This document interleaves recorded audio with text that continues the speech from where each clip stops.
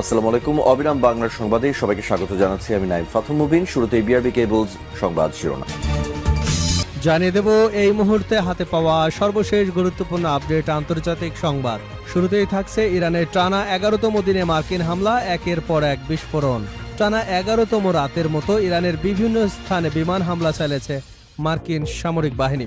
এতে রাজধানী তেহরান সহ বিভিন্ন এলাকাকে লক্ষ্যবস্তু করা হয়েছে।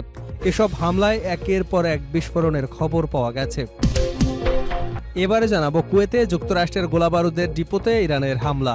কুয়েতের ক্যাম্প দোহায় অবস্থিত মার্কিন সামরিক স্থাপনায় ড্রোন হামলা চালিয়েছে ইরান। আধা সরকারি তাসনিম সংবাদ সংস্থার মাধ্যমে প্রকাশিত এক বিবৃতিতে ইরানের সামরিক বাহিনী জানায়, যুক্তরাষ্ট্রের আগ্রাসনের জবাবে তাদের বাহিনী ঘাঁটিটিতে থাকা গোলাবারুদের ডিপো, স্থল বাহিনীর রসদ সরঞ্জামে হামলা চালিয়েছে তারা। জানাবো চাঞ্চল্যকর সংবাদ। সৌদি আরবের পারমাণবিক কর্মসূচির অনুমোদন দিল ট্রাম্প। সৌদি আরবের বেসামরিক পারমাণবিক কর্মসূচিতে যুক্তরাষ্ট্রের প্রযুক্তি সহায়তার পথ খুলে দিতে একটি গুরুত্বপূর্ণ চুক্তিতে অনুমোদন দিয়েছেন মার্কিন প্রেসিডেন্ট ডোনাল্ড ট্রাম্প। এবারে থাকছে পরস্পরকে দুর্বল করছে ইরান যুক্তরাষ্ট্র, তামাশা দেখছে ইসরায়েল। যুক্তরাষ্ট্র ও ইরানের চলমান সংঘাত আরও বিস্তৃত হতে পারে, এমন আশঙ্কায় নিজেদের সশস্ত্র বাহিনীকে সর্বোচ্চ সতর্ক অবস্থায় রেখেছে ইসরায়েল। পাশাপাশি সম্ভাব্য বিভিন্ন পরিস্থিতি মোকাবেলায় সামরিক পরিকল্পনাও প্রস্তুত রেখেছে দেশটি। তবে ইসরায়েলি কর্মকর্তাদের ভাষ্য, আপাতত তারা সরাসরি যুদ্ধে জড়ানোর কোনো পরিকল্পনা করছে না। জানিয়ে দেব, যুক্তরাষ্ট্র যদি ইরানে হামলা না করত, আজ ইসরায়েলের অস্তিত্বই থাকত না ডোনাল্ড ট্রাম্প। মার্কিন প্রেসিডেন্ট ডোনাল্ড ট্রাম্প বলেছেন, যুক্তরাষ্ট্র যদি ইরানের পারমাণবিক স্থাপনাগুলোতে হামলা না চালাতো, তাহলে আজ ইসরায়েলের অস্তিত্বই থাকত না। মঙ্গলবার আল জাজিরা লাইভ আপডেট থেকে তথ্য জানা গেছে। এবং সর্বশেষ জানাবো, ইরানের বিরুদ্ধে ব্রিটিশ ঘাঁটি ব্যবহারের অনুমতি পেল যুক্তরাষ্ট্র। ইরানের বিরুদ্ধে সামরিক অভিযানে যুক্তরাষ্ট্রকে নিজেদের সামরিক ঘাঁটি ব্যবহারের অনুমতি দিয়েছেন ব্রিটিশ প্রধানমন্ত্রী অ্যান্ডি বার্নহ্যাম। ফলে এতে সাবেক প্রধানমন্ত্রী কিয়ার স্টারমারের নীতি বহাল থাকল। ব্লুমবার্গের প্রতিবেদনে বলা হয়েছে, গত 17 জুলাই যুক্তরাষ্ট্রের সামরিক অভিযান পুনরায় শুরু হবার পর ব্রিটেনের অবস্থান পর্যালোচনায় জ্যেষ্ঠ মন্ত্রী ও কর্মকর্তাদের নিয়ে বৈঠকে সভাপতিত্ব করেন বার্নহ্যাম। ওই বৈঠকে এই সিদ্ধান্ত নেওয়া হয় বলে একটি সূত্র জানিয়েছে। তবে এই বিষয়ে ব্রিটিশ প্রধানমন্ত্রীর কার্যালয় আনুষ্ঠানিকভাবে কোনো মন্তব্য করেনি। এতক্ষণ শুনছিলেন শিরোনাম, এবার থাকছে পুরো সংবাদ। দর্শক, অনুরোধ থাকবে ভিডিওতে একটি লাইক দিন, কমেন্টস করে জানিয়ে দিন এই ভিডিওটি আপনি কোন জেলা থেকে দেখছেন এবং শুনছেন। ইরান, ইসরায়েল, ফিলিস্তিনি যুক্তরাষ্ট্র যুদ্ধে আপনি যদি মুসলিমদের সাপোর্ট করে থাকেন, তাহলে চ্যানেলটি সাবস্ক্রাইব করে বেল আইকনটি বাজিয়ে রাখুন। ইরানে টানা 11তম দিনে মার্কিন হামলা, একের পর এক বিস্ফোরণ। টানা 11তম রাতের মতো ইরানের বিভিন্ন স্থানে বিমান হামলা চালিয়েছে মার্কিন সামরিক বাহিনী। এতে রাজধানী তেহরান সহ বিভিন্ন এলাকাকে লক্ষ্যবস্তু করা হয়েছে। এসব হামলায় একের পর এক বিস্ফোরণের খবর পাওয়া গেছে। মঙ্গলবার সংবাদ মাধ্যম আল জাজিরার প্রতিবেদনে বলা হয়েছে, টানা 11তম রাতের মতো ইরানে বিমান হামলা সম্পন্ন হয়েছে বলে যুক্তরাষ্ট্রের সামরিক বাহিনীর সেন্ট্রাল কমান্ড জানিয়েছে। তাদের দাবি, হরমুজ প্রণালীতে বাণিজ্যিক জাহাজ চলাচলের জন্য ইরান যে হুমকি তৈরি করেছে তা আরও দুর্বল করতে এসব হামলা চালানো হয়েছে। এক বিবৃতিতে সেন্টকম জানায়, যুক্তরাষ্ট্রের বাহিনী ইরানের সামরিক অভিযান পরিচালনা কেন্দ্রে, নৌ সক্ষমতা, বিমান রাখার হ্যাঙ্গার, ড্রোন রক্ষণাগার এবং সামরিক রসদ অবকাঠামোতে হামলা চালিয়েছে। তেহরান থেকে আল জাজিরার প্রতিনিধি তৌহিদ আসাদি জানিয়েছেন, ইরানের রাজধানীর বিভিন্ন এলাকায় বড় ধরনের বিস্ফোরণের শব্দ শোনা গেছে। একই সঙ্গে তেহরানের বিভিন্ন স্থানে আকাশ প্রতিরক্ষা ব্যবস্থা সক্রিয় করা হয়েছে। এদিকে ইরানের তাসনিম সংবাদ সংস্থা জানিয়েছে, দেশটির দক্ষিণাঞ্চলের বুশেহর প্রদেশের বিভিন্ন এলাকায় বিস্ফোরণের শব্দ শোনা গেছে। এছাড়া দক্ষিণাঞ্চলের শিরিক শহরের আশেপাশে একাধিক বিস্ফোরণের খবর সংবাদ সংস্থা ফার্স নিউজ দিয়েছে। ফার্সের খবরে বলা হয়েছে, ইরানের দক্ষিণ পশ্চিমাঞ্চলীয় খুজিস্তান প্রদেশের বেবাহান এবং ওমেদিয়ে শহরের কাছাকাছি এলাকায় যুক্তরাষ্ট্রের ক্ষেপণাস্ত্র হামলা হয়েছে। দেশটির ডেপুটি গভর্নর এ তথ্য নিশ্চিত করেছেন। এছাড়া উত্তর পশ্চিমাঞ্চলে তারবিজ শহরের উপকণ্ঠে একটি সামরিক স্থাপনায়ও যুক্তরাষ্ট্র হামলা চালিয়েছে বলে ফার্স নিউজ জানিয়েছে। স্থানীয় সংকট ব্যবস্থাপনা কর্মকর্তাদের বরাদে সংবাদ সংস্থাটি জানায়, স্থানীয় সময় রাত 2:40 দিকে এসব হামলা চালানো হয়। এতে শহরের বাইরের একটি সামরিক এলাকাকে লক্ষ্যবস্তু করা হয়। তবে শহরের ভেতরে কোনো হামলার ঘটনা ঘটেনি। সাম্প্রতিক দফার হামলায় যুক্তরাষ্ট্র মূলত দক্ষিণ ইরান এবং হরমুজ প্রণালীর আশপাশের এলাকাকে লক্ষ্যবস্তু করেছিল। তবে তারবিজ এবং তেহরানে হামলা সেই ধারার বাইরে নতুন প্রবণতার ইঙ্গিত দিচ্ছে। এর আগে মঙ্গলবার কুয়েতের সেনাবাহিনী জানিয়েছে, তারা ইরানের ছোড়া একটি ড্রোন ভূপাতিত করেছে। চলতি মাসে যুক্তরাষ্ট্রের হামলা পুনরায় শুরু হবার পর থেকে ইরান একাধিকবার কুয়েত, বাহরাইন এবং কাতার সহ ইউরোপীয় দেশগুলোতেও হামলা চালিয়েছে। যুক্তরাষ্ট্রের যুদ্ধ বিষয়ক মন্ত্রী পিট হেগসেথ মঙ্গলবার কংগ্রেসকে জানান, ইরানের বিরুদ্ধে চলমান যুদ্ধে এখন পর্যন্ত ৩৭.৫ বিলিয়ন ডলার ব্যয় হয়েছে। তিনি বলেন, পেন্টাগনের আরও ৯০ বিলিয়ন ডলার অতিরিক্ত অর্থায়ন প্রয়োজন। এ সময় ডেমোক্র্যাট আইন প্রণেতাদের তীব্র সমালোচনার মুখে পড়েন হেক্সেট।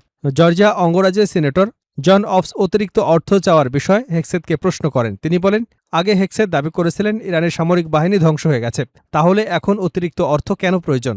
এদিকে যুক্তরাষ্ট্রের প্রেসিডেন্ট ডোনাল্ড ট্রাম্প বলেছেন, পিক্যাক্স মাউন্টেন নামে সন্দেহভাজন একটি ইরানি পারমাণবিক স্থাপনায় তিনি খুব শিগগিরই এবং অত্যন্ত জোরালোভাবে হামলা চালানোর পরিকল্পনা করেছেন। ট্রাম্পের এই হুমকির জবাবে ইরানের খাতাম আল আম্বিয়া সেন্ট্রাল হেডকোয়ার্টার্স বলেছে, যুক্তরাষ্ট্র যদি ইরানের পারমাণবিক স্থাপনাগুলোতে হামলা চালায় তাহলে পুরো অঞ্চলে হামলার পরিধি আরও বাড়ানো হবে। কুয়েতে যুক্তরাষ্ট্রের গোলাবারুদের ডিপোতে ইরানের হামলা। কুয়েতের ক্যাম্প দোহায় অবস্থিত মার্কিন সামরিক স্থাপনায় ড্রোন হামলা চালিয়েছে ইরান। আধা সরকারি তাসনিম সংবাদ সংস্থার মাধ্যমে প্রকাশিত এক বিবৃতিতে ইরানের সামরিক বাহিনী জানায়, যুক্তরাষ্ট্রের আগ্রাসনের জবাবে তাদের বাহিনী ঘাঁটিটিতে গোলাবারুদের ডিপো এবং স্থল বাহিনীর রসদ সরঞ্জামে হামলা চালিয়েছে। বিবৃতিতে আরও বলা হয়, ইসলামী প্রজাতন্ত্র ইরানের সশস্ত্র বাহিনী ঐক্যবদ্ধভাবে শত্রুর যে কোনো নতুন ষড়যন্ত্র মোকাবেলায় প্রস্তুত। এতে ক্যাম্প দোহাকে এই অঞ্চলের মার্কিন কর্মী এবং সরঞ্জামের জন্য একটি প্রধান সহায়তা কেন্দ্র হিসেবে বর্ণনা করা হয়। এদিকে বিদ্যুৎ পরিকাঠামোতে ইরানের হামলার পর গ্রীষ্মের তীব্র তাপদাহে বিদ্যুৎ বিভ্রাটের আশঙ্কায় বিদ্যুৎ ব্যবহারে মিতব্যয়ী হয়েছে কুয়েত। সৌদি আরবের পারমাণবিক কর্মসূচির অনুমোদন দিলেন ডোনাল্ড ট্রাম্প। সৌদি আরবের বেসামরিক পারমাণবিক কর্মসূচিতে যুক্তরাষ্ট্রের প্রযুক্তি সহায়তার পথ খুলে দিতে একটি গুরুত্বপূর্ণ চুক্তিতে অনুমোদন দিয়েছেন মার্কিন প্রেসিডেন্ট ডোনাল্ড ট্রাম্প।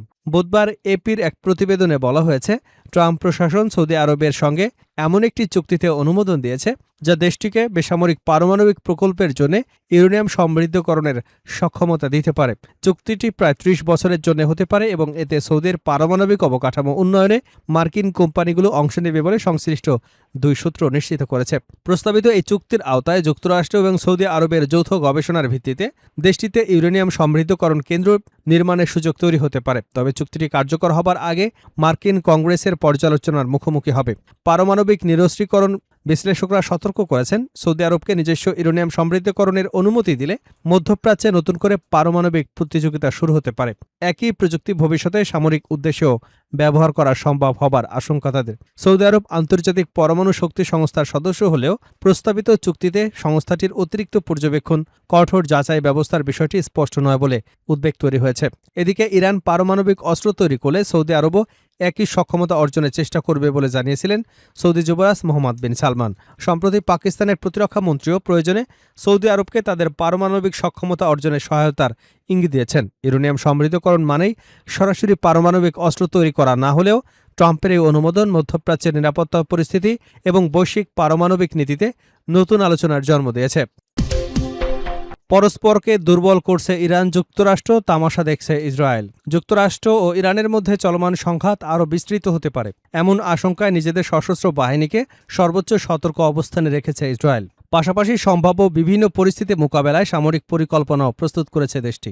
তবে ইসরায়েলি কর্মকর্তাদের ভাষ্য, আপাতত তারা সরাসরি যুদ্ধে জড়ানোর কোনো পরিকল্পনা করছে না। 3টি ইসরায়েলি সূত্রের বরাতে মার্কিন সংবাদ মাধ্যম সিএনএন জানিয়েছে, জুলাইয়ের শুরুতে হরমুজ প্রণালীতে জাহাজে ইরানের হামলার পর যুক্তরাষ্ট্র ও ইরানের মধ্যে নতুন দফার সংঘাত শুরু হলেও ইসরায়েল এখন পর্যন্ত এতে সরাসরি অংশ নেয়নি।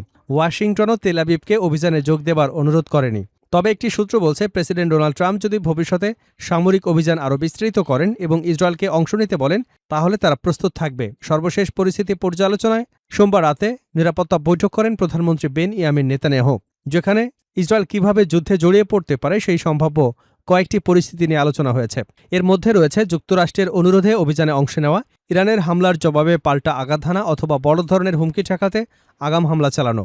রোববার ইসরায়েলের প্রতিরক্ষা বাহিনী প্রধান ইয়াল জামিরও বলেন, বাহিনী যে কোনো সময় আবার অভিযানে ফিরতে পুরোপুরি প্রস্তুত। ইসরায়েলের ক্ষতি করতে চাইলে যে কারো বিরুদ্ধে সর্বোচ্চ শক্তি প্রয়োগ করা হবে। তবে একটি সূত্র জানিয়েছে, বর্তমান পরিস্থিতি ইসরায়েলের জন্য সবচেয়ে অনুকূল।